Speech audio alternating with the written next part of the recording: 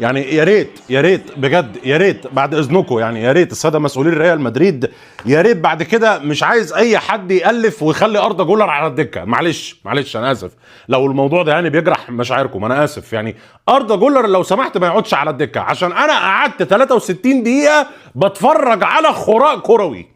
63 دقيقة بتفرج على كورة تقرف، بتفرج على أداء يقرف، وبتفرج على تحكيم يقرف. خلاص أنا لو سمحت أردا جولر أنا خلاص حفظتها. اردا جولر هيلعب الاسيست، امبابي هيتحرك في ظهر الدفاع، خد يابا سجل الجون، خلصنا على كده. انا اتعودت على ده وفهمت ده وحفظت ده. لو سمحتوا ما تلعبولناش في السيستم. كفايه ان الواحد مش طايق الحكام بتوع الليجا اساسا. ليه؟ لان انا قاعد بتفرج على حكم في الماتش ما بين ريال مدريد وختافي، كل الناس هتطلع تتكلم عنه بعد المباراه هتقول لك لا ريال مدريد التحكيم بيجامله. عارف ليه؟ عشان الحكم طرد اللاعب اللي اسمه نيوم اللي نزل من على الدكه، خد كارت احمر في اول فاول عمله على فينيسيوس. فاول هو المفروض ان هو ياخد فيه انذار، ما ياخدش فيه كارت احمر. بس انت عارف ليه الحكم اداله كارت احمر؟ الحكم اداله كارت احمر عشان سبب واحد بس، ان كان المفروض كيكو فيمينا اللي كان موجود في الملعب والولد ده نزل مكانه، كان المفروض ان هو يطرد من تاني فاول عمله على فينيسيوس. ليه؟ لان الراجل عمل فاول على فينيسيوس، خد انذار في كرة فينيسيوس عدى الكرة ما بين رجليه وكان راح يخش انفراد وهو واقف وعمل فاول. الفاول اللي بعده هو شد فينيسيوس من التيشيرت ووقع بيه، والحكم قرر ان هو مش هيديله الانذار الثاني. فالحكم عمل ايه؟ قال لك خلاص طالما انا ما طردتش كيكو فيمينا،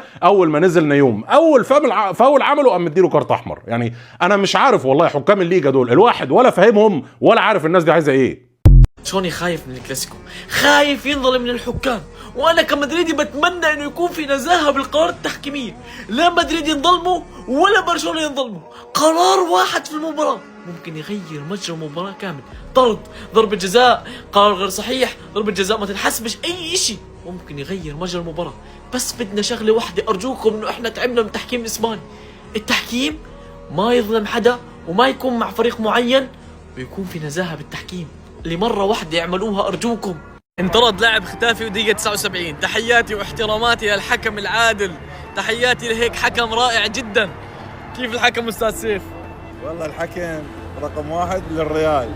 ممتاز. كيف قراراته؟ يلا يلا بقول، يلا جول يلا جول. ايش قاعد بصور؟ جول. شفت يسعد قلبك يا حكم، يا حكم يسعد قلبك.